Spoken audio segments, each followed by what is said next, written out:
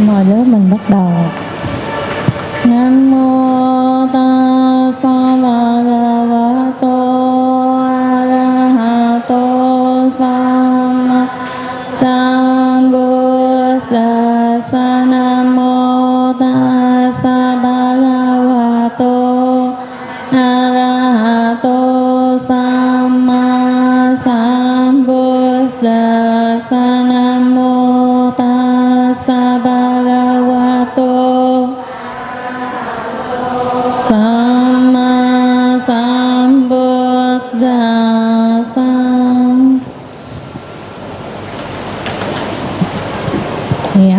Hôm nay buổi học thứ 13 đúng không?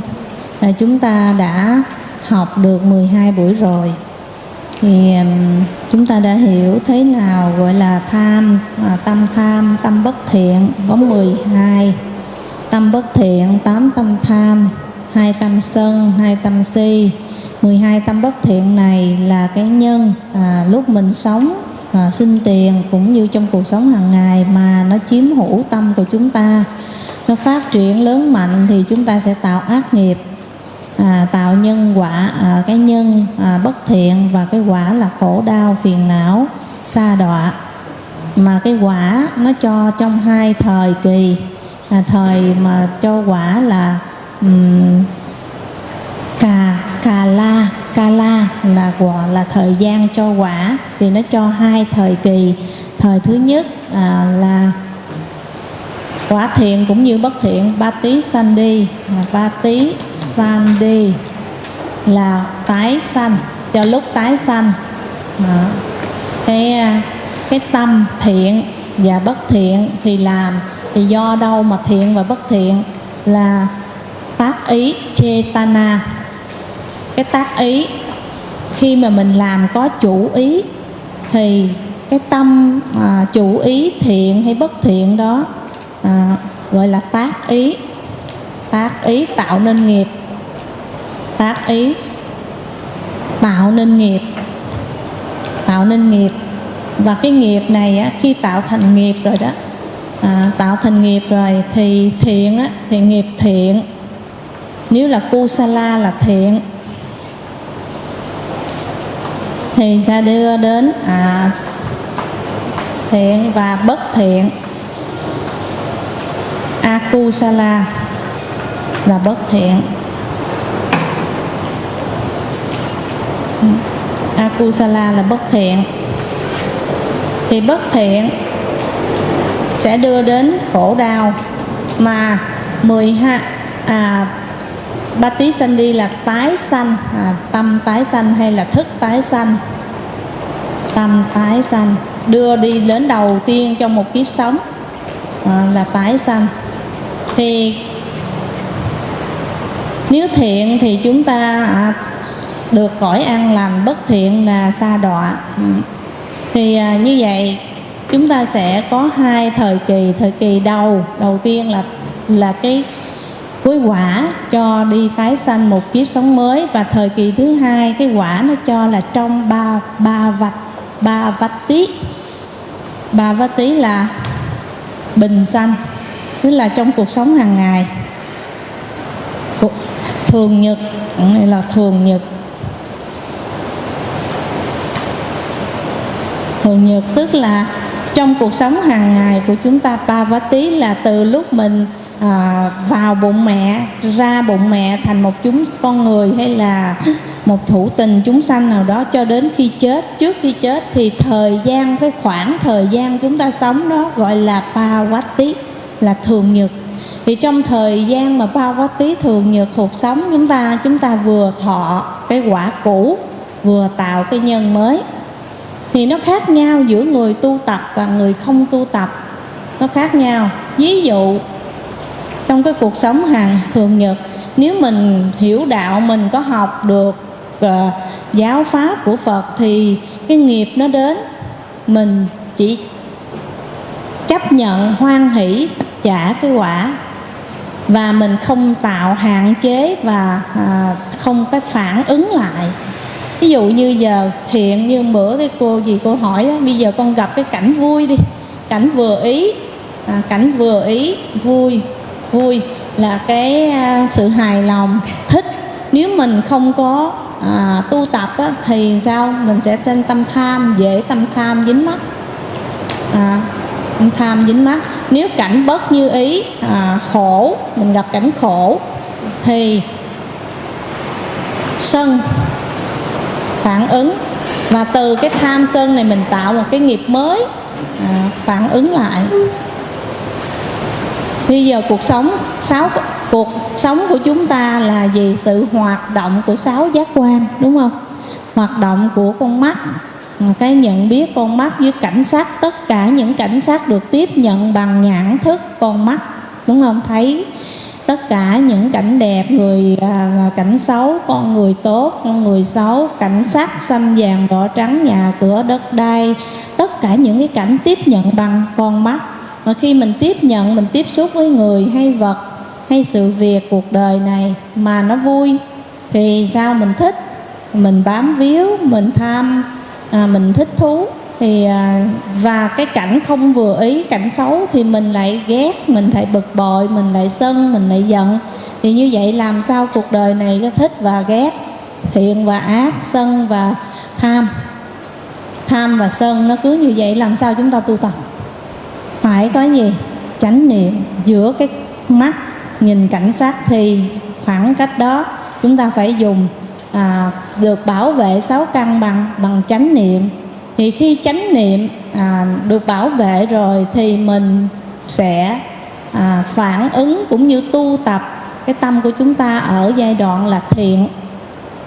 Chúng ta vẫn còn tạo nghiệp, chứ chưa phải thánh A-la-hán thì chúng ta vẫn còn tạo nghiệp, mà tạo nghiệp thiện. Tạo nghiệp thiện mình gọi là người đó làm sao? Có tu tập. Người có tu tập. Thì người có tu tập nha, thì tâm đã được, sẽ có tu tập là mình sẽ đang phát khởi và nuôi dưỡng duy trì là làm sao? 8 tâm đại thiện.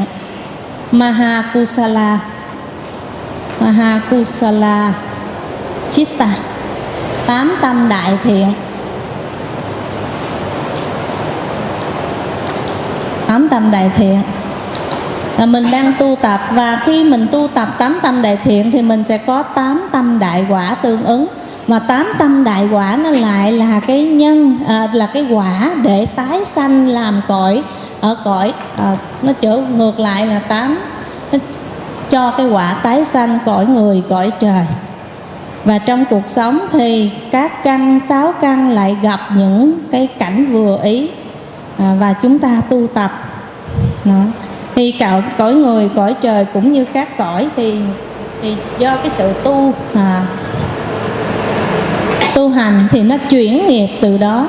Vì khi chúng ta sống với cái tâm bất thiện thì những cái quyến thuộc cũng như những cái ác nghiệp nhiều đời của chúng ta nó có cơ hội để trổ ra, nó kêu gọi, nó đồng thanh tương ứng mà.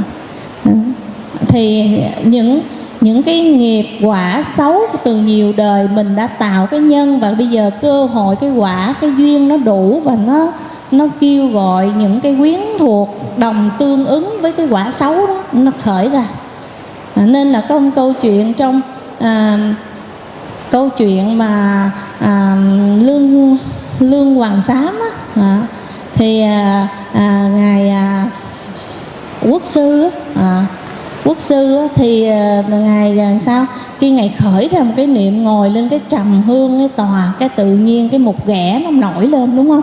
Một ghẻ nó nổi lên, một ghẻ người nó nổi lên, và nó chỉ thích nó ăn những cái thịt của ngài. Thì cái đó là nghiệp quá khứ, cái nghiệp trong quá khứ mà bây giờ ngài nói là những kiếp ngài tu hành chân chánh, ngài tu hành miên mật giới luật thanh tịnh, chỉ có sơ suất ngài khởi cái tâm hưởng những cái sự cung kính, khi mà ngồi lên cái tòa cái ghế trầm hương cao quý, rồi ngài khởi cái sự ngã mạn, khởi cái tâm phóng, mình gọi là phóng tâm, phóng dật, không có còn thu thúc. Và lúc đó tâm thì cơ hội những oan gia trái chủ cũng như những cái ác nghiệp bất thiện nó có cơ hội nó tréo về để nó trổ cái quả, nó cho cái. Thì như vậy chúng ta thấy nếu trong một mình biết tu tập trong một thời gian rồi mình thu thúc thì những cái quả thiện nó cũng từ đó mà nó sanh khởi, nó phát triển. Thì cái phước báo khi mà mình làm điều thiện, mình tu tập tâm mình thiện lành thanh tịnh, và những cái thiện tâm mà đại thiện tâm nó có cơ hội và những đại thiện quả nó cũng có cơ hội nó trổ, nó tương đồng tương ứng. Chúng ta hiểu không? Nên nói sao mà phước bất tùng lai mà quả vô đơn chí là như vậy. Khi mà quả nó đến tới tấp vì nó đang kêu réo kéo về những cái quả bất thiện của mình đó. Nên chỉ khi nào mình tu tập, mình thận trọng, mình dè dặt, mình biết phát triển những thiện pháp và thiện tâm, thì từ đó những cái quả lành nó cũng trở về với mình. Còn mình không khéo tu tập á, thì những cái quả xấu nó cũng trở về, mà nó trở về dồn dập. Nên là ông bà mình nói là khéo tu thì nổi, mà dụng tu thì chìm là chỗ đó. Sự khéo léo trong cái sự tu tập giữ gìn ba nghiệp thân khẩu ý nghiệp của chúng ta. Bây giờ chúng ta ghi một đoạn ha, các cảnh giới và sinh loại, các cái loài chúng sinh đó, cảnh giới và các loài sinh loại tức là chúng sanh các loài và tái sanh. Cảnh giới, sinh loài và tái sanh.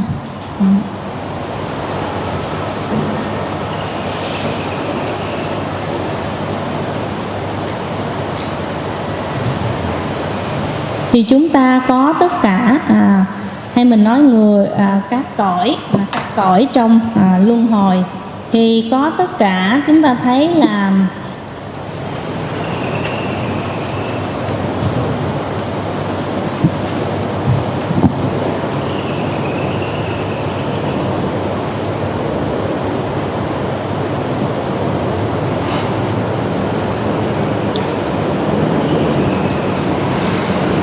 các nghiệp thiện và ác.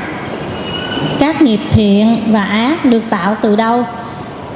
Các nghiệp thiện và ác được tạo bởi ba nghiệp: thân nghiệp, khẩu nghiệp và ý nghiệp. Các nghiệp thiện ác được tạo hay làm bởi thân nghiệp, khẩu nghiệp và ý nghiệp, thực hiện bởi ba nơi đó, đúng không? Chúng ta làm điều thiện bằng thân, bằng khẩu, bằng ý, hoặc làm điều ác bằng thân, bằng khẩu, bằng ý. Thì ở đây là các ác nghiệp được tạo từ thân, khẩu, ý bởi tác động với 12 tâm bất thiện. Và mình tổng kết lại ha. 12 tâm bất thiện đóng mở ngoặc đơn: 8 tâm tham, 2 tâm sân, 2 tâm si.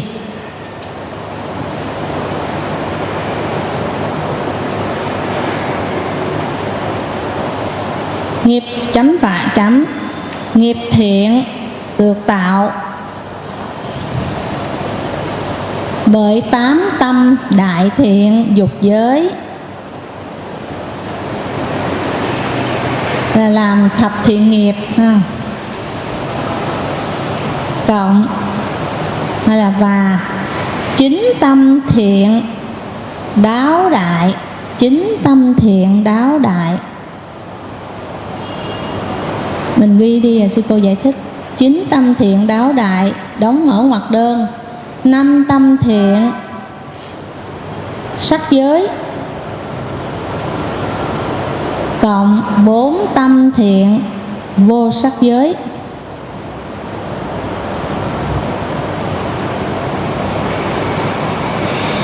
Tâm thiện vô sắc giới. 2 chấm. Thì 9 tâm thiện đáo đại này là do sự tu tập Hành giả tu tập thiền chỉ, chứng đạt các tầng thiền của sắc giới và vô sắc giới.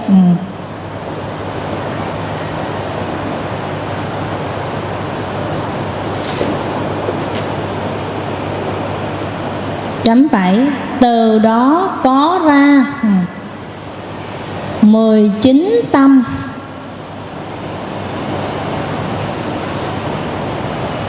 tái sanh, 19 tâm tái sanh, 19 tâm tái sanh.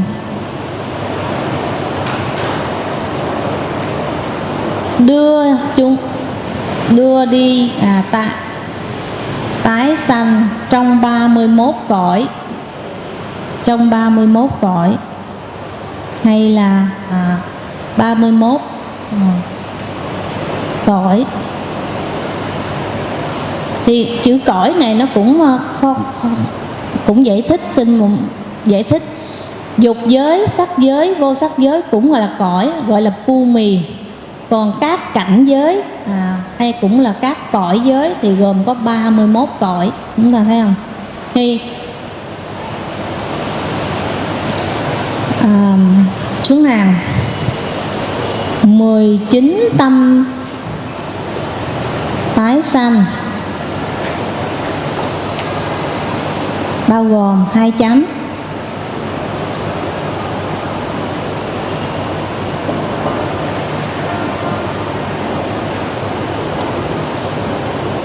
Một, tâm quán sát thọ xả.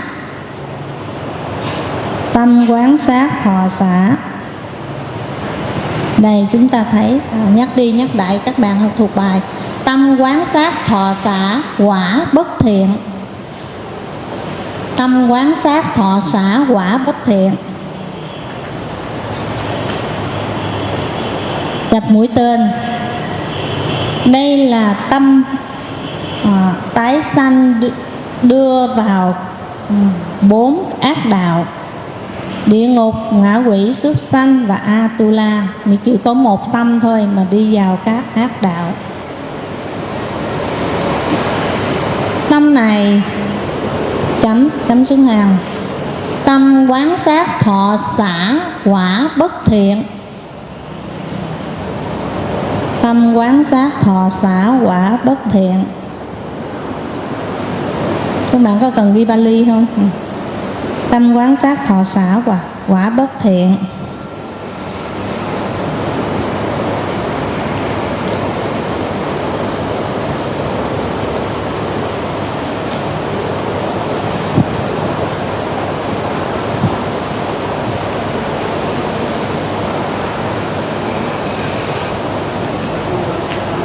Tâm quán sát thọ xả quả bất thiện.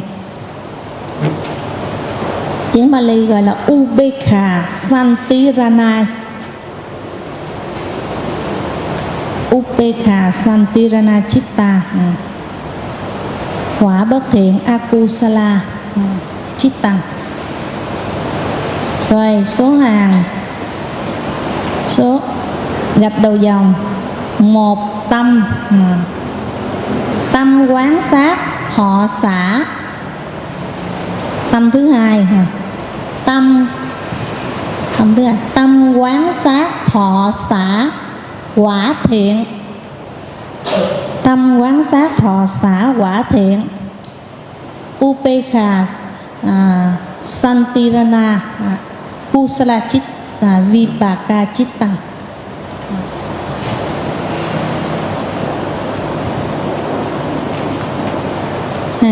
Gạch mũi tên.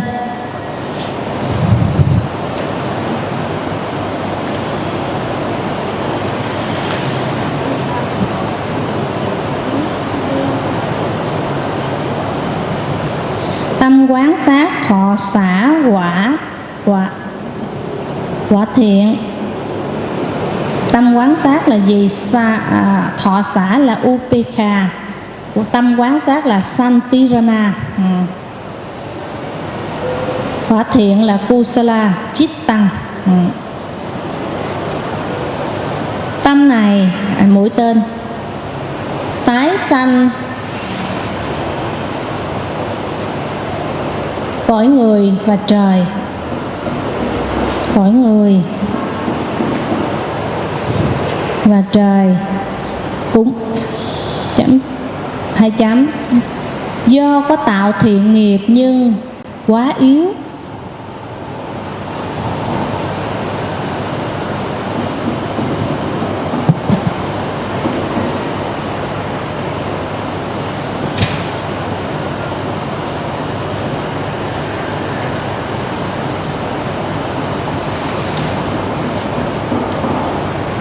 nên là người khiếm khuyết, là người khiếm khuyết.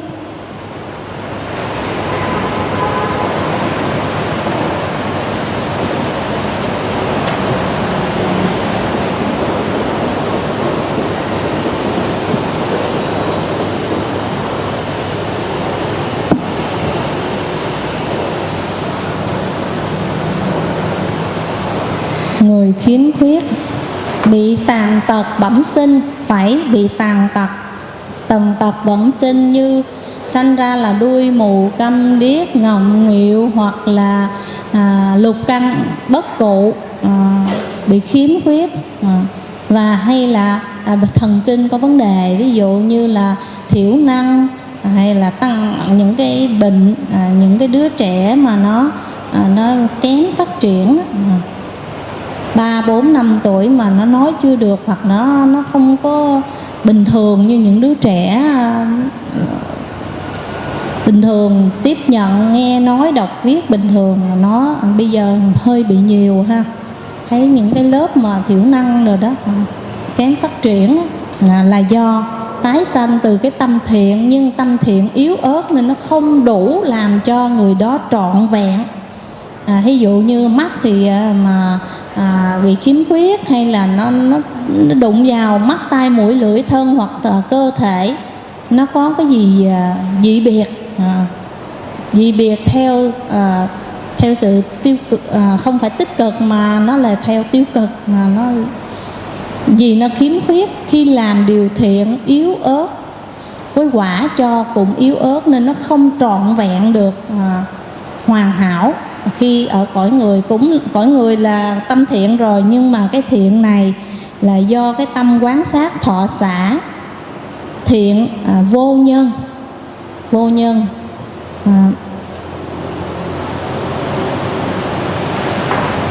Chấm.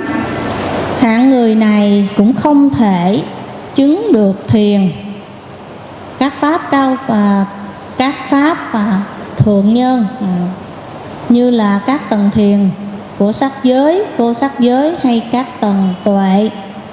Khi tu thiền tuệ hay là chứng vào thánh quả thì người này không có khả năng, không thể chứng được, không có khả năng, không thể chứng vào các thiền chứng, hay các tầng thiền và các tuệ giác, minh sát. Thì như vậy vị này cũng không thể trở thành thánh nhân, cũng không thể trở thành thánh nhân.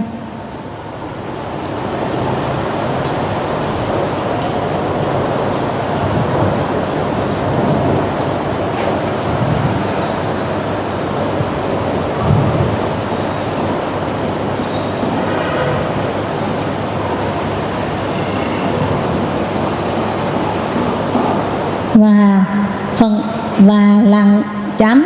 Người này thuộc dạng người thiếu trí, thân thì tàn tật mà tinh thần là thiếu trí, nên sự tiếp thu rất là ít. Có khi là giảng học mà nghe giảng cũng cùng lớp, nhưng mà có thể người này tiếp nhận rất ít, hoặc có thể nghĩ sai ngược lại. Vì họ thiếu trí nên họ hay bị gì? Tà kiến cố chấp. Vì cái tâm si đó, nó nhiều, mà trí nó không thể phát triển, hoặc là rất yếu.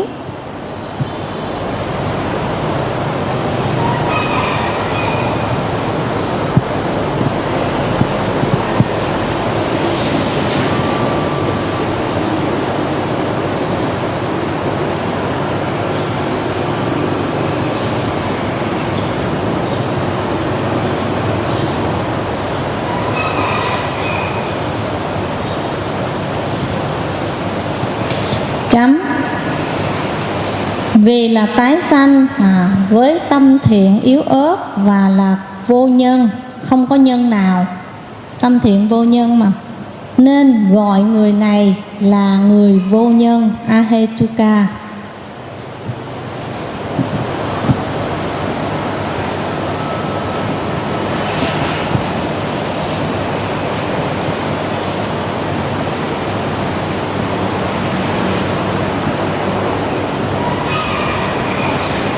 Sáu hàng. Người nhị nhân.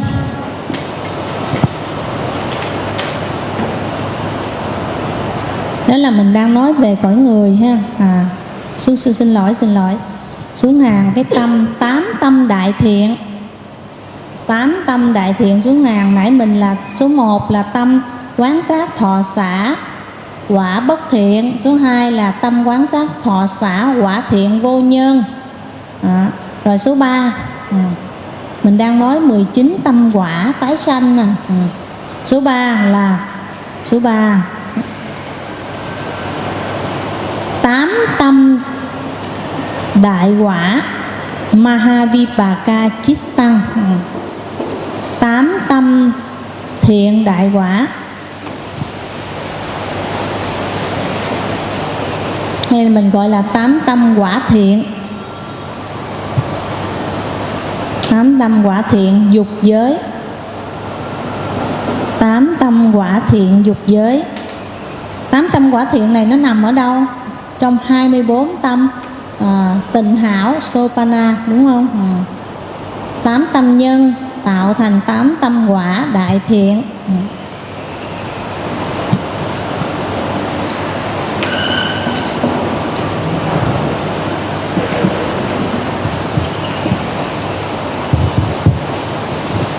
Tâm quả đại thiện.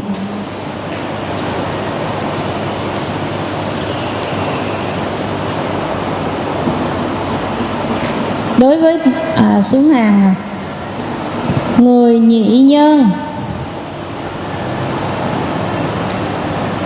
Người nhị nhân Duhetuka.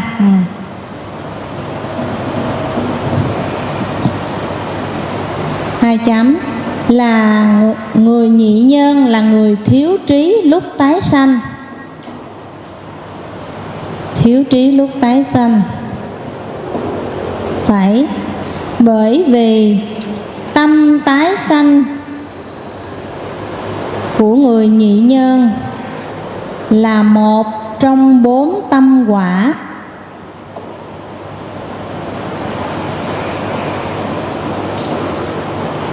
Tâm quả ly trí. 4 tâm quả ly trí. Tổng mở ngoặc đơn là ly trí là thiếu nhân vô si, vô sân, vô tham, vô sân, vô si, thì nó là thiếu cái nhân vô si, nên nó là ly trí.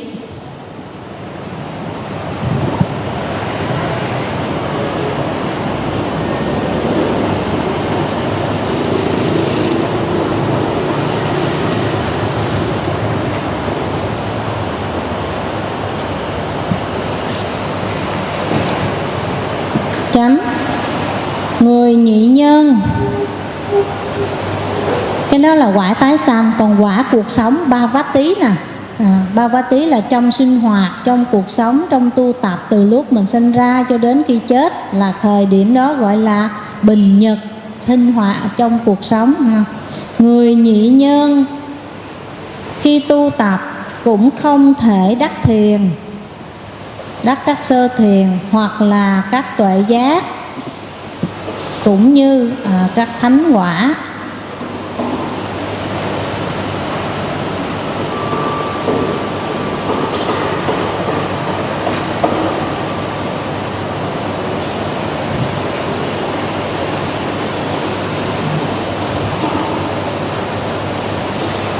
Tuy nhiên, chấm xuống hàng, người này cũng tái sanh trong cõi người và 6 cõi trời dục giới. Họ cũng sanh cõi trời, nhưng mà khả năng chứng về pháp thượng nhân như là các tầng thiền, cũng như thánh quả đạo, các tuệ giác và thánh quả, đi vào dòng thánh, họ không có khả năng trong kiếp sống đó. Nhưng nói như vậy rồi các vị có tu không? Cũng phải tu. Tu để tạo cái nhân lành, tạo cái duyên lành. Và khi cái kiếp sống đó họ tái sanh bằng cái quả tam nhân, tái sanh bằng tâm tha, vô tham, vô sân, vô si. Thì trong cái kiếp sống đó họ tạo cái nhân mới. Tạo cái nhân mới là lúc mình tu tập thiện pháp thì họ tạo cái nhân vô tham, vô sân, vô si bằng tam nhân, với làm những cái điều thiện, bố thí, trì giới, hành thiền, tu tập, nghe pháp, giảng pháp, vân vân, làm bất cứ những cái thiện nghiệp nào với tâm có hiểu biết, có chánh kiến, có cái hữu trí, hợp trí, chứ không có ly trí, đúng không? Thì họ tạo cái nhân, và khi tạo cái nhân đó rồi đến cuối đời họ tịch, họ đi, họ bằng chung, họ chết với cái gọi là chết bằng tâm tái sanh, bằng sự tạo cái nhân. Mà cái quả lúc mà tái sanh á, tiếp theo cái kiếp sau mà tạo quả tam nhân thì kiếp sau họ lại là người tam nhân, rồi họ biết đầu tu. Thì họ phải gieo duyên chứ, đúng không? Họ không gieo duyên tam nhân hữu trí đó, phải học rộng, nghe nhiều, làm việc thiện với có trí, với hợp trí, phải suy đéo về trí, về sự nghiệp lý và nhân quả. Hoặc là hành thiền thì thấy được, mặc dù họ chưa chứng nhưng mà họ cũng có khả năng tu tập và gieo cái duyên. Chứ còn không gieo duyên thì kiếp sau họ còn tệ hơn nữa, đúng không? Nên kiếp này phải tu.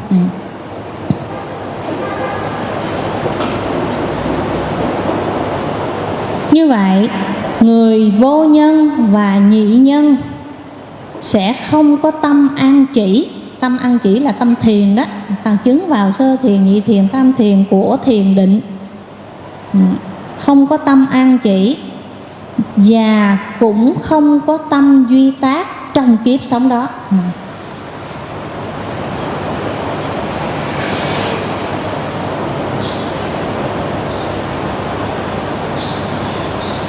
Chấm xuống hàm.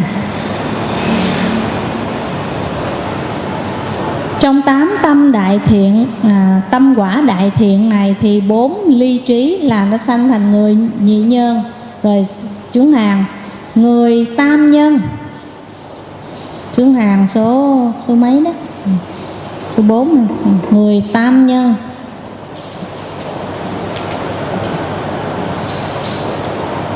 là những người có tâm mạnh mẽ và sáng suốt. Khi được tái sanh làm người tam nhân là người luôn có tâm mạnh mẽ và sáng suốt, có trí tuệ.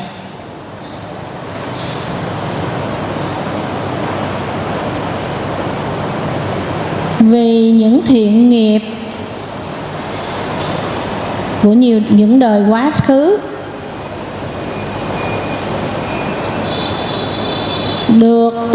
được thực hiện bởi 3 nhân lành là 2 chấm: vô tham, vô sân, vô si. Chấm phải nên quả tái sanh. Cái tâm quả có một tâm đi tái sanh thôi, tức là một trong 4 tâm quả đại thiện hợp trí đi tái sanh. Chấm xuống hàng. Những người tam nhân tái sanh đầy đủ trí tuệ, do đó họ có khả năng thành tựu các pháp thiền, đóng mẫu hoặc đơn sơ thiền, nhị thiền, tam thiền của sắc giới và vô sắc giới.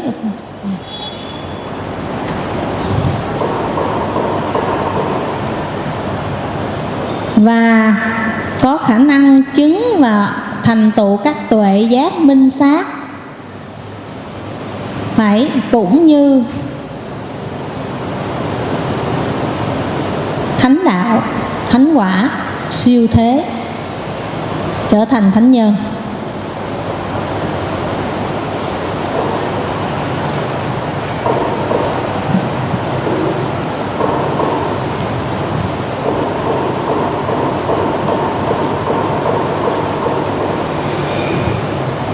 Như vậy, chấm xuống hàng. 4 tâm quả đại thiện hợp trí,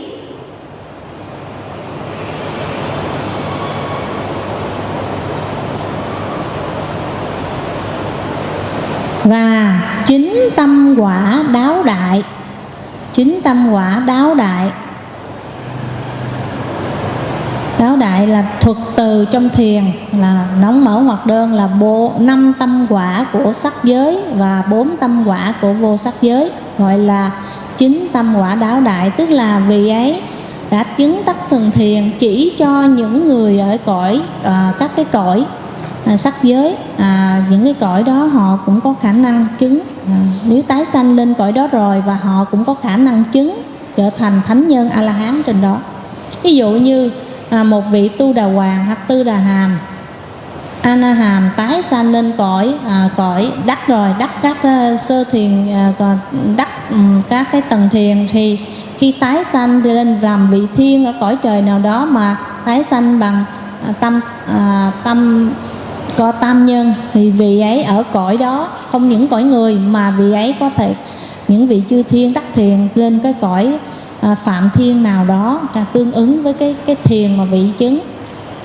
Với tái sanh bằng tam nhân thì vị ấy có thể chứng thánh nhân A La Hán ở trên cõi đó, chứ không phải cõi dục không. Như vậy thì cõi tam nhân là 4 tâm quả hợp trí của 8 tâm quả đại thiện, đúng không? Cũng như 5 tâm quả của sắc giới và 4 tâm quả của vô sắc giới.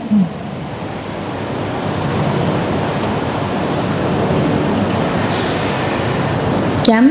Người tam nhân có thể tái sanh trong 21 cõi.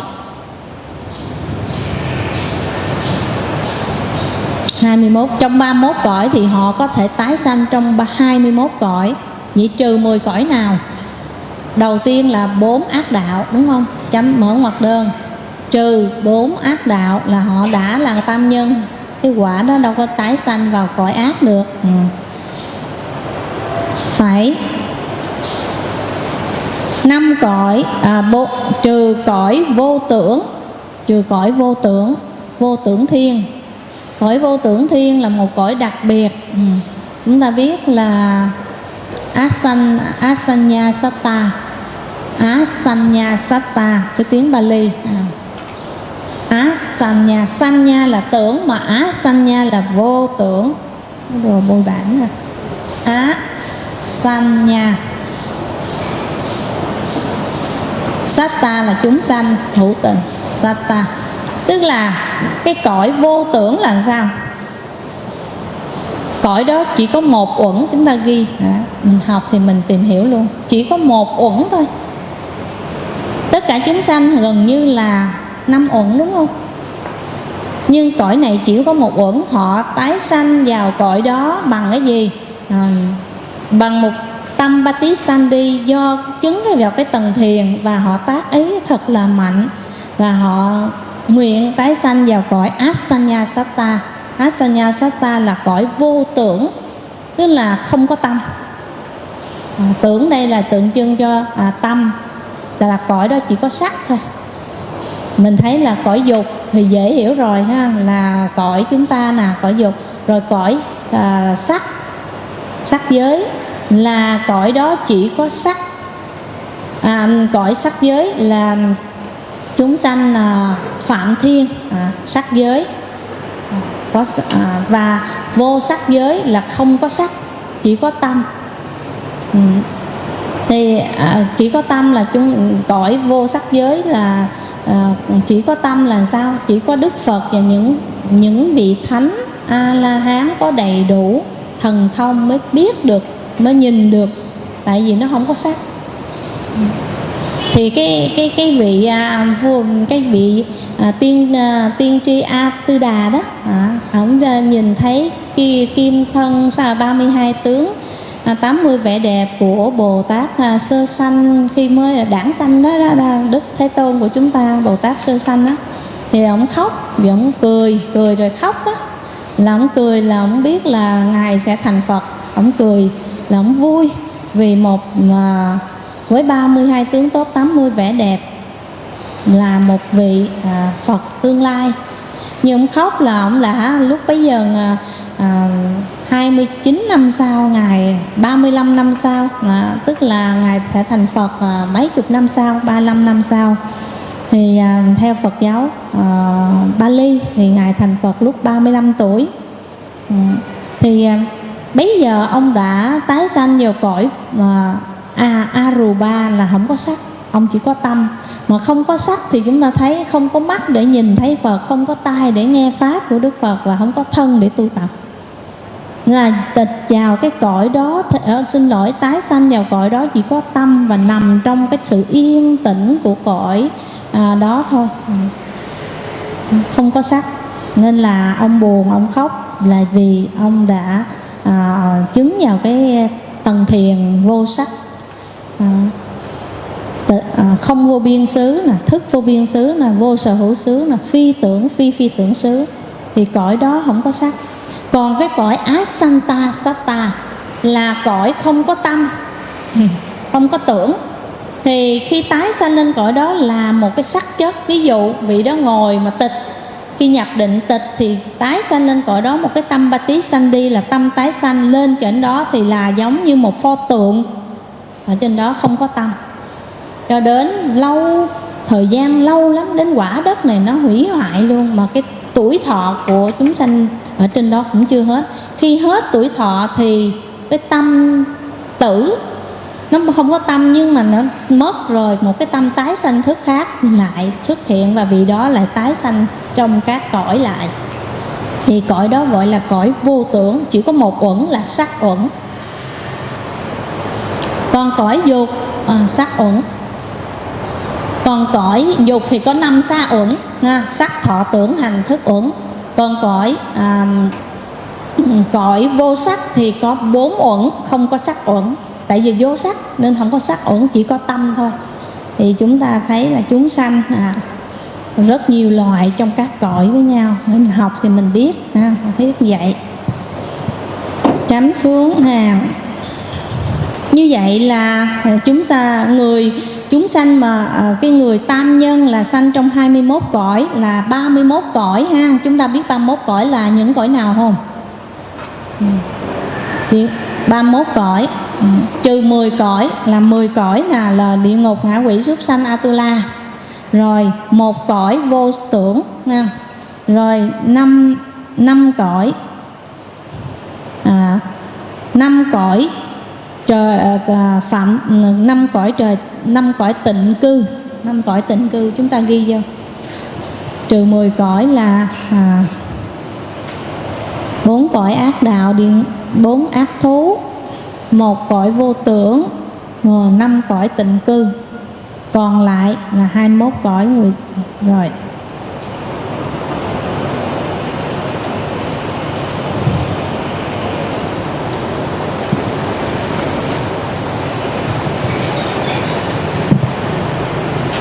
xuống nào chúng ta ghi.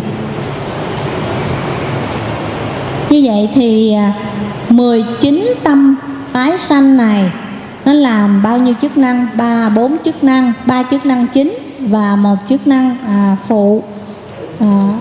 Tái sanh nè, tâm hộ kiếp nè, rồi tâm tử.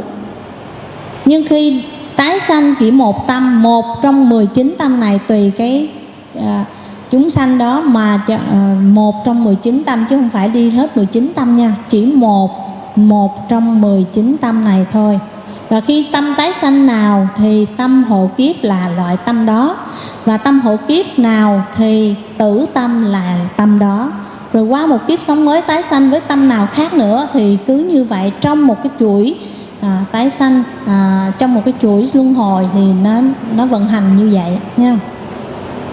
Xuống hàng chúng ta ghi 4 cõi, cõi dục giới, cõi dục giới chúng ta có dục giới, sắc giới, vô sắc giới. Bây giờ chúng ta tìm hiểu cõi dục giới thì có 2.11 cảnh giới, hay dục giới thì có 11 cõi.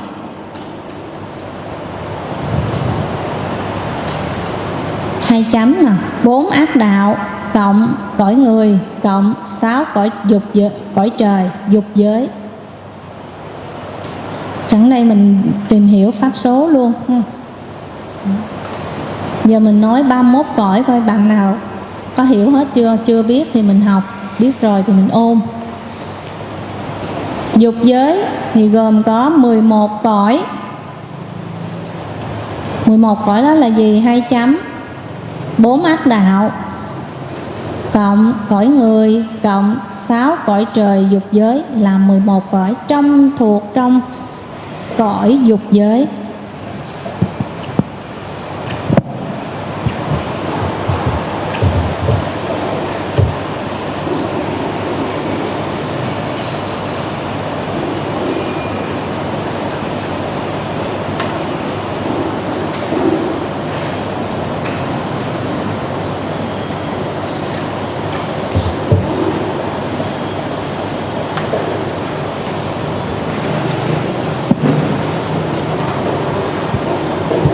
Như vậy thì dục giới chúng ta xuống hàng.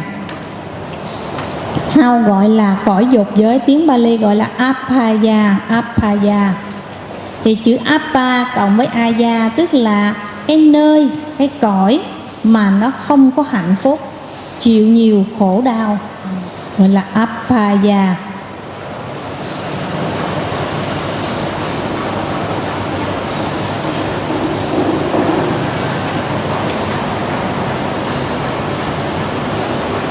Bốn cái cõi khổ đó là gì? Số 1 địa ngục.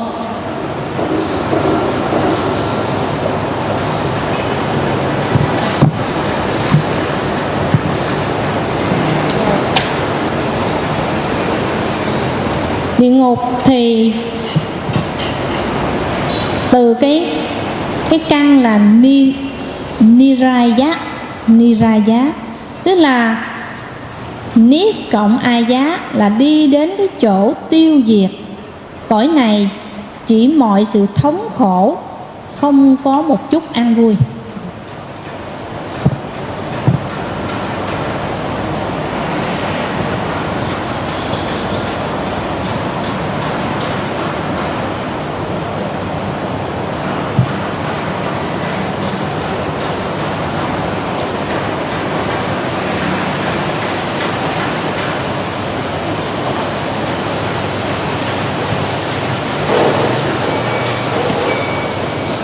Chấm xuống hàng. Địa ngục, vị trí của cõi địa ngục cũng có 2 trường hợp. Số 1 trong lòng địa cầu. Phải. Số 2 một chỗ tập trung nào đó trong vũ trụ mà mắt thường không thấy được. Tức là nó nằm trong lòng địa cầu, hoặc nó nằm trong một cái vũ trụ mà con mắt thường của người bình thường không thấy được.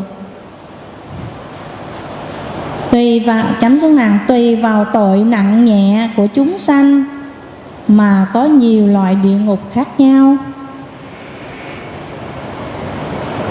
Cõi địa ngục có tuổi thọ lâu nhất là 84.000 đại kiếp.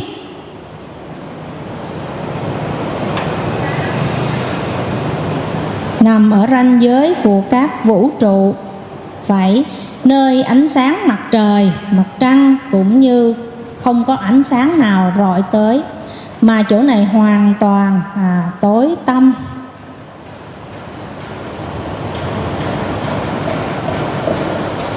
Nơi đây gọi là địa ngục không gian.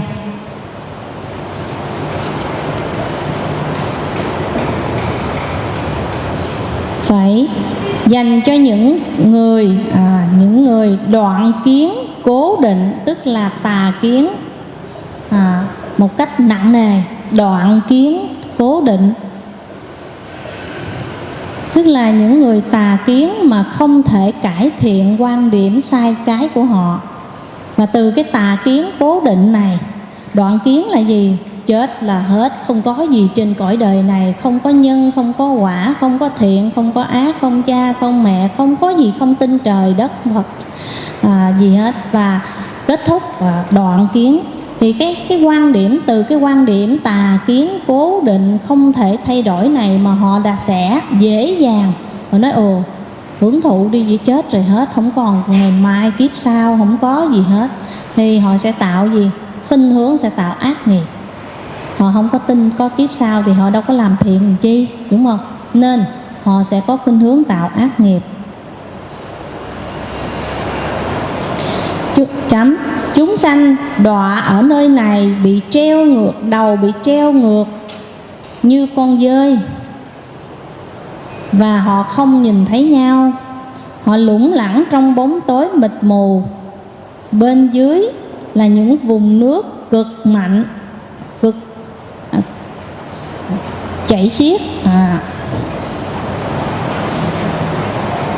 Mà khi họ di chuyển và họ giống như những con dơi mà bị treo ngược á, và khi họ di chuyển họ chạm vào nhau, tại tối quá đâu thấy ai, rồi họ rơi xuống tán loạn và lập tức hoàn hình trở lại như cũ. Họ chết cái họ tái sanh lại. Cứ như vậy đến 84.000 đại kiếp mới hết tuổi thọ. Mà khi hết tuổi thọ thì họ mới thoát cái kiếp này.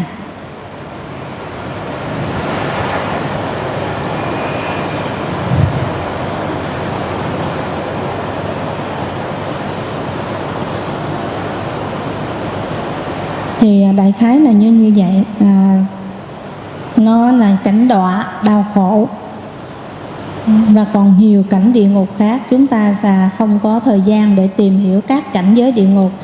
Mình chỉ tượng trưng tiêu biểu đây là nơi khổ, nơi đọa lạc, nơi chúng ta thấy địa ngục trần gian là những nhà tù đó. Chúng ta thấy vừa rồi thì sư cô có ra Côn Đảo và thấy được gọi là cái nơi mà cầm hành hạ tù nhân. Tại đề là địa ngục trần gian thì chúng ta thấy khổ lắm, đúng không?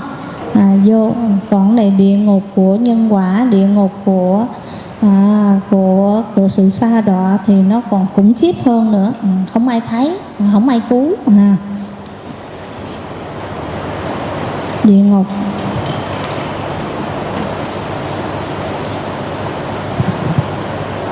Rồi chúng ta ghi ngạ quỷ là chữ Peta, B phở, B-E-T-A, Peta.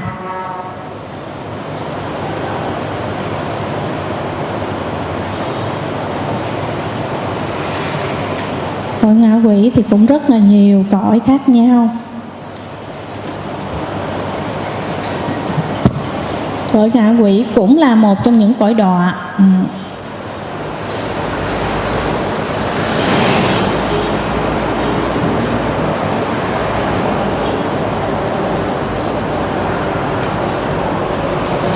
Hai chấm. Chúng sanh đã đi nghĩa là chết. Khi mình tắt thở là mình đã chết rồi, vừa tái sanh rồi.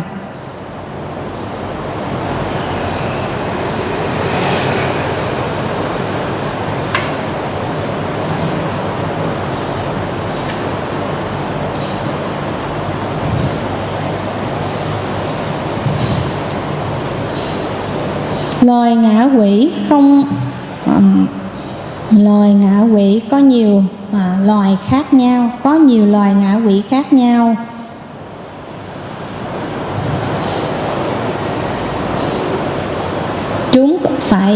Chúng có sắc thân,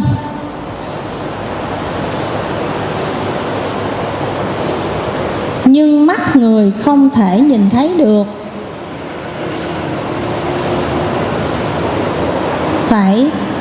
Chúng không có ranh giới riêng và luôn luôn bị đói khổ. Tức là cảnh ngạ quỷ nó không có ranh giới như cảnh địa ngục, mà nơi các vị đã trú ngụ thường là hang động, núi rừng, những chỗ ẩm thấp, nhơ nhuốc, đọa lạc. Nghĩa Trang, Gò Mã,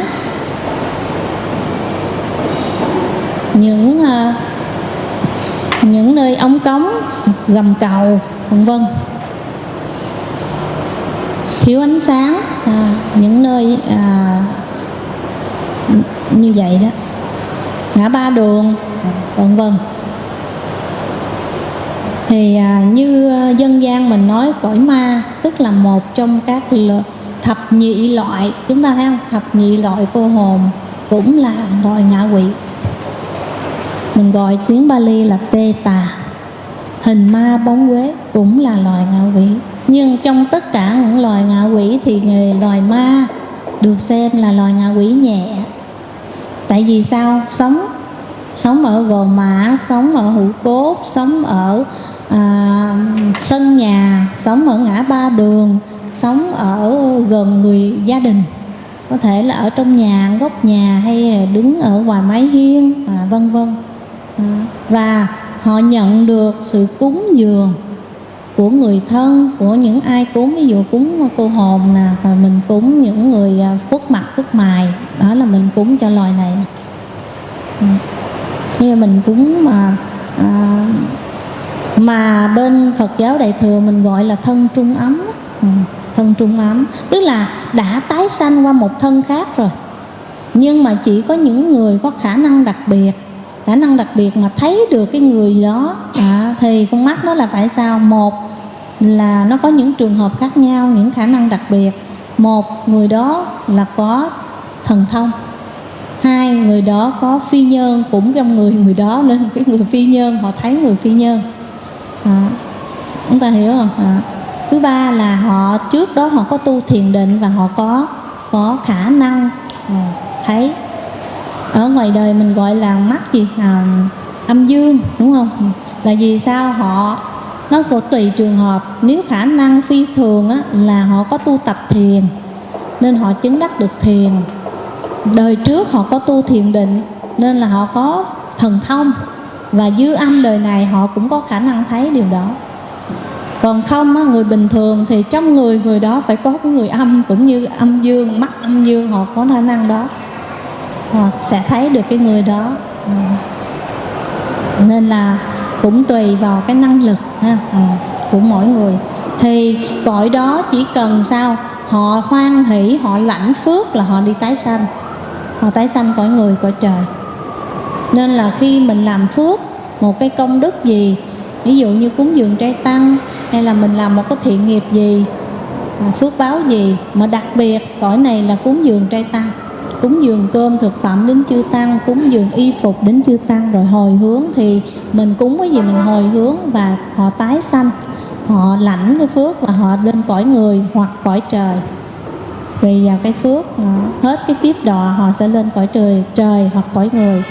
Thì họ dễ dàng nhận phước lắm, vì họ thấy mình, họ thấy, họ nghe, họ biết mình làm vì họ, và họ hoan hỷ, họ lãnh cái phước báo và họ tái sanh rất là nhanh. Nên là khi có thân nhân cúng 49 thất lai tuần 49 ngày cũng có ý nghĩa. Nếu lỡ cái người đó mà nằm trong cái cõi này, vì sao mà phần lớn hay rơi vào cõi ma, là vì họ còn luyến tiếc, họ còn những cái tâm nguyện, họ còn những cái vướng lại mà họ chưa thể ra đi, nên họ không đi xa, họ đi gần gần đó. Thân thì chết rồi mà tâm họ còn ở đó, thần thức họ còn ở đó, để họ nhìn con, nhìn cháu, nhìn chồng, nhìn vợ, nhìn của cải, nhìn những cái gì mà họ chưa. Khi họ mãn nguyện rồi thì họ ra đi, họ tái sanh cõi người tiếp hoặc cõi trời. Đó là lý do. Nên khi mình cúng, đặc biệt là khi mình làm phước, thì mình hồi hướng cho cái người đó, thì mình phải báo. Nhận phước phải biết chứ, còn người đó không nhận được, không biết làm sao nhận. Nên rồi mình hồi hướng cho cái ân nhân, ví dụ bà nội mình trong 49 ngày hoặc 21 ngày thì mình hồi hướng tên tuổi, rồi mình hồi hướng. Và nếu vị đó còn rong chơi, ví dụ vị đó còn đi chơi, thỉnh thoảng đi cũng giống như người ta vậy đó, thích đi đây đi đó rồi ghé này nơi kia, thì mình phải, cái tâm thành của mình phải hướng đến người đó để hồi đó cảm nhận được mà thọ lãnh. Thứ hai nữa là không mấy thì Mình phải như trong kinh Tạng, như Bali thì nó là nhờ phi nhân chư thiên, thổ thần thổ địa tìm mách bảo cho người đó biết. Rồi khi mình làm hồi hướng, mình không phải hồi hướng một người mà mình phải hồi hướng cho nhiều người. Nhiều người đó là ai? Thân bằng quyến thuộc, cha mẹ nhiều đời, cửu quyền thất tổ. Thì Đức Phật có trong chú giải có giải thích, thì trong cái làm phước bố thí cúng dường, trai tăng, cúng trai phạn hoặc là xớt bát, thì khi hồi hướng như vậy sẽ, nếu giả dụ cái người mất đó đã tái sanh cõi người cõi trời rồi, ví dụ tái sanh 49 ngày đã vô bụng của một người mẹ nào rồi, đúng không?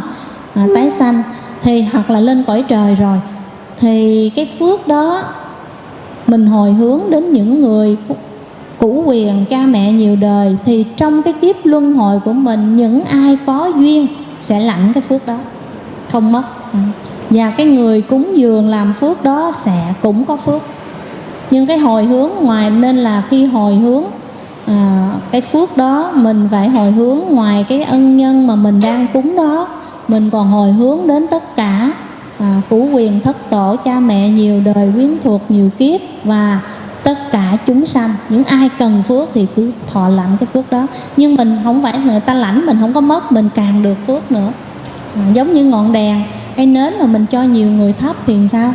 Cái nến, cái đèn nó có mất không? Không, nó sẽ lan tỏa và nó sáng rực hơn. Rồi xuống hàng súc sanh. Súc sanh là các chúng sanh đầu đuôi ngang nhau, đi ngang, đầu đuôi ngang nhau. Còn con người thì đầu nó cao hơn cái mình, đúng không? Còn chúng sanh thì ngang bằng, đầu và đuôi ngang nhau. Họ đi ngang bò mà họ đi ngang, bò đi hoặc đi ngang, không đi thẳng như người, nên còn gọi họ là bàng sanh.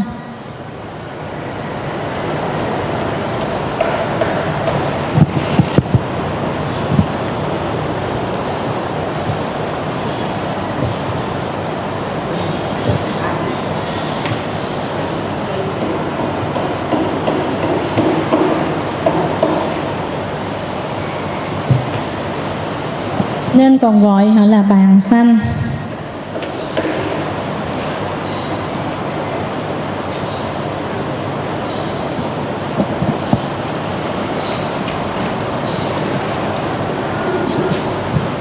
Xuống hàng số 4, Atula Asura Khaya.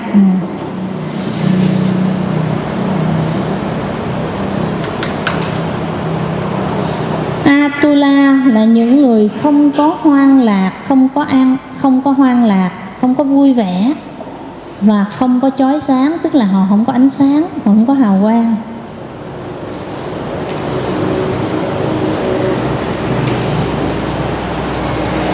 Chẳng phải chúng sanh này rất hung dữ và thường thích gây gỗ. Chúng sanh này có tánh hung dữ và thường thích gây gỗ.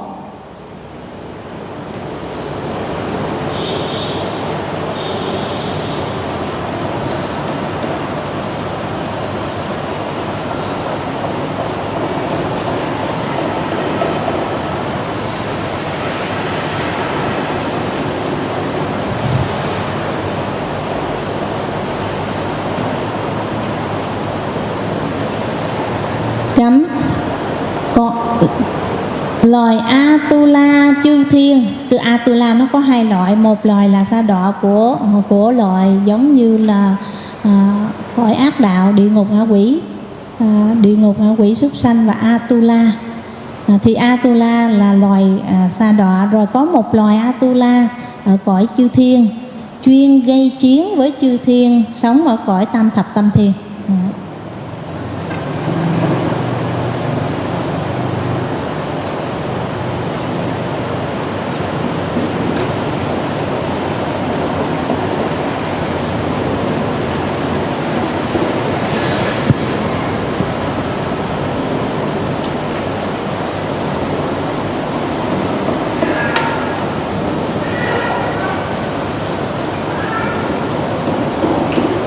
chúng ta ghi thêm ha.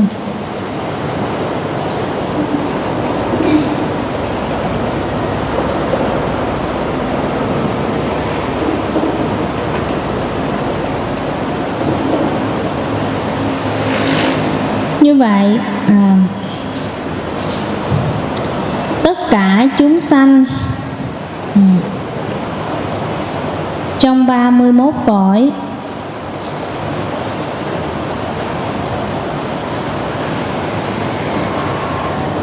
hay còn gọi là 4 loài, 31 cõi 4 loài, có 4 kiểu sanh khác nhau. Có bao nhiêu kiểu sanh? 4 loại, 4 kiểu sanh khác nhau, 2 chấm. Noãn sanh tức là loài sanh bằng trứng, ví dụ như con gà, con vịt, những con mà sanh từ trứng là noãn sanh. Số 2, thai sanh, tức là sanh ra bằng thai, giống như con người, hoặc còn như là những con vật mà sanh bằng thai. Thai sanh tức là sanh bằng bào thai, sanh ra nguyên cái con người hay là con vật trực tiếp từ bụng mẹ, như con người, như con bò, những con vật mà sanh bằng thai sanh. Số 3, thấp sanh, tức là sanh ra trong một môi trường thiên nhiên ẩm thấp. Thấp sanh ra trong một môi trường thiên nhiên ẩm thấp, giống như gì? Con muỗi không? Con muỗi, con trùng, con lăng quăng, phải không? Những con nào mà sanh trong con ếch nữa. Số 4, hóa sanh,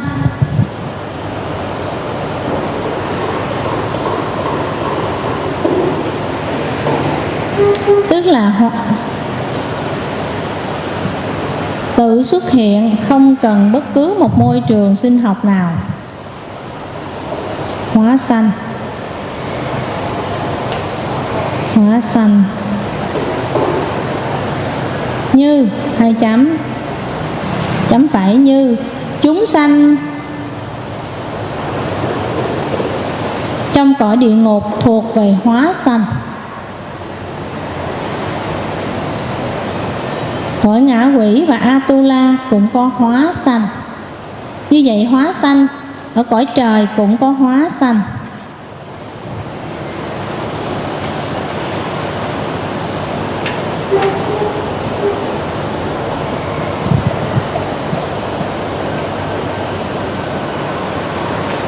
Xuống hàng bàn sanh hay là bàn sanh thì có cả 4 loại sanh,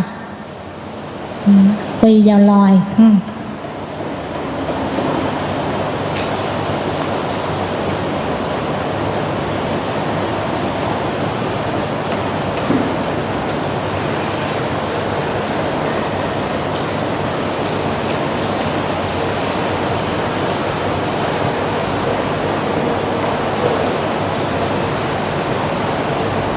Loài người là thuộc về gì? Thai sanh, đúng không? Loài người là thai sanh. Loài chư thiên cõi thấp, loài địa cư thiên, tức là những chư thiên cõi tứ thiên vương và những chư thiên thì có 2, thai sanh và hóa sanh.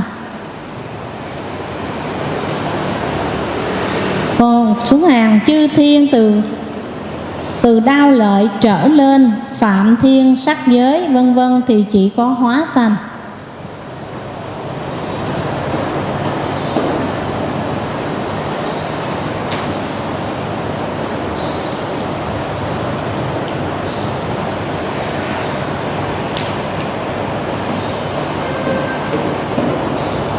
Chấm xuống hàng. Tuổi thọ của các chúng sanh.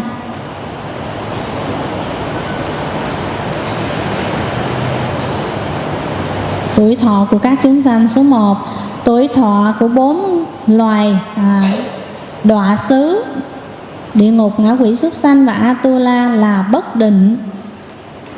Bất định. 2 chấm. Tuổi thọ dài ngắn tùy theo cái nghiệp của mỗi chúng sanh đó nặng hay nhẹ.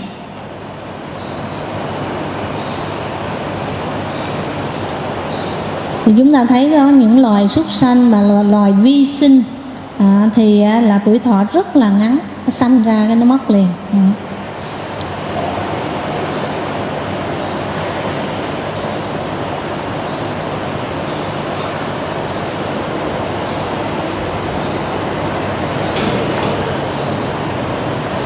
Thì nói là tuổi thọ mà ở địa ngục chỉ 1 ngày 1 đêm, nó gần hàng tỷ năm ở cõi người, nó khủng khiếp vậy.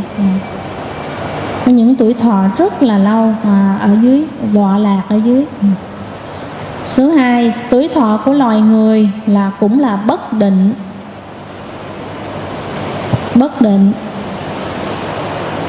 Có người sanh ra là mất liền, có người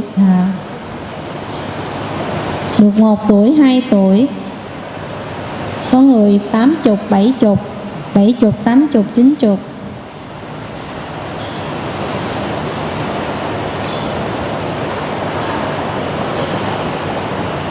Nhưng xuống hàng, nhưng tuy nhiên tùy vào kiếp tăng hoặc kiếp giảm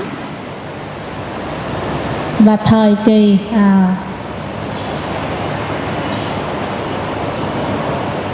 ví dụ như bây giờ chúng ta đang là kiếp giảm. Từ cái thời của Đức Phật là hơn 2.600 năm, thời đó tuổi thọ là 100 tuổi. Thì Đức Phật cách chúng ta là 26.000 năm, 2.600 năm, thì 100 năm giảm 1 tuổi. Bây giờ mình giảm là 26 tuổi, thì giờ khoảng 75 là tuổi thọ là tốt, cao. Còn có người 80, 90 là ngoại lệ và thượng thọ. Nhưng mình nói cái số chung chung của loài người hiện giờ, đúng không? Thì là 100 năm giảm 1 tuổi. Mình cách Ngài 2.600 năm, coi như mình giảm 25, 26 tuổi.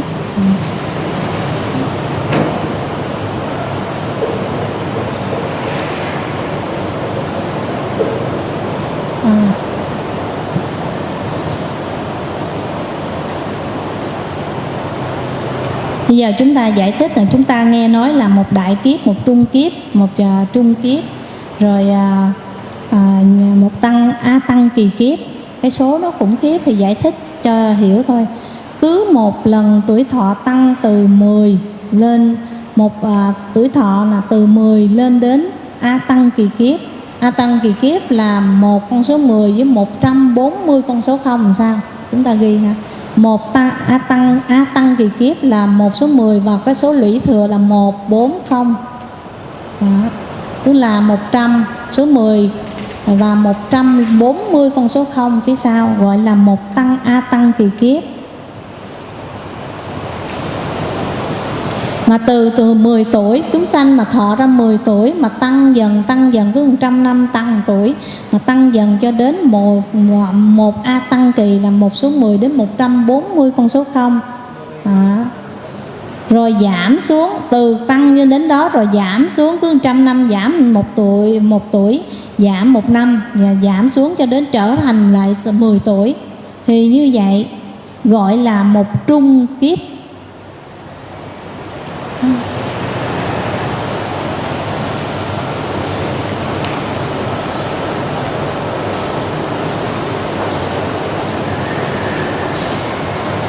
A tăng kỳ.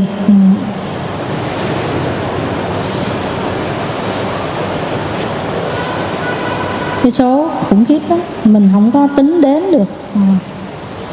Nên Đức Phật nói dù là thầy toán giỏi nhất cũng không thể tính đến được. Nên là Ngài dùng là rồi 64 trung kiếp như vậy mới thành là A tăng kỳ kiếp. Vậy là A tăng kỳ, bây giờ thêm có A tăng kỳ kiếp là 64 lần như vậy. Thì như vậy chúng ta thấy rồi. Đó là những thời gian mà không thể, còn những con số nó vô số mà với cái con người chúng ta không thể tính đến được. Như vậy thì Đức Bồ Tát khi phát khởi tiền thân của Đức Phật Thích Ca Mâu Ni của chúng ta, bậc đạo sư của chúng ta, là tu 4 A Tăng kỳ đại kiếp và 100.000 đại kiếp mới thành Phật. Và Ngài tu theo hạnh gọi là trí tuệ, tức là thiền Vipassana, là hành trí tuệ là nhanh nhất, sớm nhất. Còn Ngài gọi là Ngài Di Lặc á, Betteya Buddha, Ngài tên là Betteya Buddha, là Đức Di Lặc á, hiện giờ đang ở cõi trời Đâu Xuất, Đà Thiên, ở cõi trời, là một vị Bồ Tát, cũng là sẽ là đương lai hạ sanh. Di Lặc tôn Phật á, là sẽ tái sanh trong cõi Ta Bà của chúng ta. Thì Ngài tu gấp đôi Ngài Đức Thích Ca của chúng ta. Đức Thích Ca của chúng ta vì tu hành trí tuệ, còn Ngài trên kia, Ngài Di Lặc, Ngài tu hạnh tinh tấn. Mà hạnh tinh tấn thì nó gấp đôi hạnh trí tuệ, nó là dài lâu. Ngài tu trước mà Ngài thành Phật sau. Ngài tu là 8 đại A Tăng kỳ kiếp và 100.000 đại kiếp. Tức là cái thời điểm Ngài phát tâm tu trước Đức Phật gấp đôi Đức Thích Ca của chúng ta. Nhưng vì Ngài tu hành tinh tấn. Bây giờ chúng ta thấy vô chùa, chúng ta thấy có những vị tu cái hạnh gì mình nhìn mình biết rồi. Cái tinh tấn là siêng làm, lụng rồi làm quật, nhưng mà nghe giảng hoặc là tu thiền thì không thích. Họ thích làm, họ thích thể hiện cái sự tinh tấn. Còn đức tin thì họ lạy, tin tưởng, niềm tin nó mạnh, nó vượt trội. Còn cái vị nào mà thích nghiêng về trí tuệ thì sao? Thích đọc sách, thích ngồi thiền, thích nghiên cứu, thích nghe giảng, thích học rộng hiểu nhiều, là cái hạnh vượt trội, là hạnh trí tuệ, muốn tìm hiểu, nhất là theo tu thiền. Còn hạnh tinh tấn thì thích làm. Hạnh niềm tin thì thể hiện cái niềm tin, lễ bái, rồi làm những cái hạnh như là niềm tin nó vượt trội á. Nó là như vậy.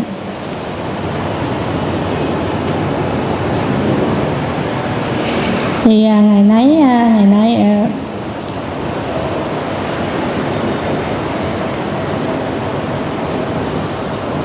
Đức Phật Ngài trời là đưa một cái ví dụ là một A Tăng kỳ kiếp được so sánh với thời gian người ta lấy hết số hột cải từ một cái thùng từ một cái núi, mà mỗi một cái tuần do một cạnh do tuần là 11 km, mà 100 năm đi lấy một hột cải. Một cái núi mà nó vuông vắt, nó vuông vắt các cạnh là 11 km, chứa đầy những hột cải, mà hột cải xanh, cải ngày ví dụ như hột cải mà nhỏ mà Bồ Tát á, cái cây cải xanh mình đó, cái hột nó nhỏ như hạt mè vậy đó, mà 100 năm lấy một hộp. Một cái núi nó to, nó cao 11 km, ngang 11 km, rộng 11 km, 100 năm lấy một hộp, mà lấy hết cái đó mới gọi là thời gian đó được gọi là một A Tăng kỳ kiếp. Chúng ta thấy dễ sợ, nó nhiều rất là lớn. Rồi 4 A Tăng kỳ kiếp cộng lại 4 lần như vậy thì mới gọi là một đại kiếp.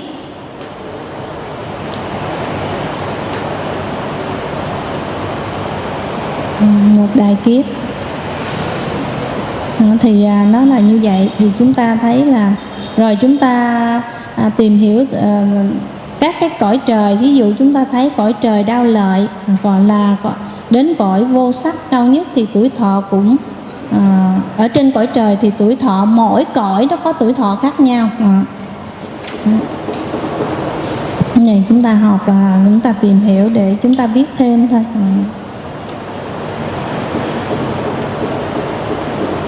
Ví dụ như cõi dục giới của chúng ta nè, Cõi dục, cõi người thì chúng ta thấy từ 0 tuổi sanh, có khi chết con trong bụng luôn, rồi sanh ra 1 tuổi cho đến 100 tuổi đi, 90 đi, thì cũng bất định tùy. Nhưng mà nói về con số chung chung thì giờ 75, 60, 75. Giờ 60 là hỏi hưởng thọ rồi đó, 60 là hưởng thọ. Còn trước 60 gọi hưởng dương, chỉ là ở cõi trần thôi. Còn cõi trời dục giới chúng ta thấy nè, tuổi 6 cõi trời dục giới chúng ta có thể nghe qua ha. Tứ Thiên Vương, cõi Tứ Thiên Vương thấp nhất là cõi Tứ Thiên Vương là 4 vị trời coi về bảo vệ cái cõi quả đất, con trái đất của chúng ta. Tuổi thọ là 500 năm tuổi trời, 500 năm tuổi trời, thì tương đương với tuổi người là 9 triệu năm. Năm ở cõi người là khoảng 9 triệu năm. Rồi cõi Đao Lợi, Tawa Timsa là cao hơn Tứ Thiên Vương, thì cõi tuổi trời là 1.000 năm, tương đương với cõi người. Ở cõi người cái số năm là 36 triệu năm, 36 triệu năm. Cõi Dạ Ma cao hơn cõi Đao Lợi, tầng trời tiếp theo 6 tầng, thì tầng thứ 3 Dạ Ma là cõi tuổi trời. Tuổi thọ của tuổi trời là 2.000 năm, tương đương với tuổi cõi người. Năm cõi người là 144 triệu năm. Cõi Đâu Xuất, cõi này Tusita là cõi Đức Di Lặc đang có mặt trên đây, cũng như các vị Bồ Tát nội viện đang nghe pháp, cũng như đang ở đây tu tập. Thì tuổi thọ là 4.000 năm tuổi trời. Tuổi năm ở cõi người là 576 triệu năm. Cõi Hóa Lạc Thiên, cõi trời Hóa Lạc Thiên là 8.000 năm cõi trời, tuổi trời. Tuổi năm ở cõi người là 2 tỷ 314 triệu năm.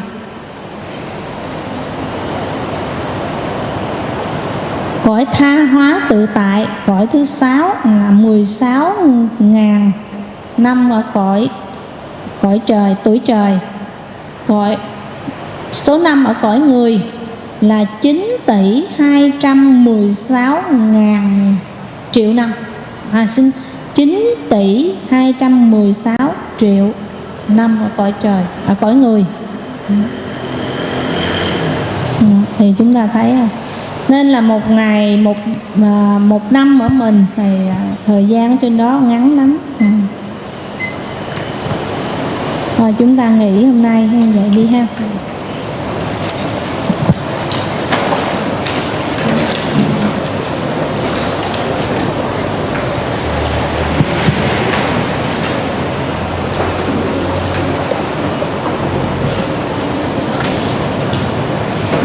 Lớp mình hồi hướng. Y đằng nô nha ti năng hô tu sukita hon tu nha tayo. Y đằng watame punang asawa khaya wahang hô tu. Y đằng me punang nippanasa pachayo hô tu. Sape sata sukita hontu Buddha sasanang chirang tithatu. Sadhu sadhu.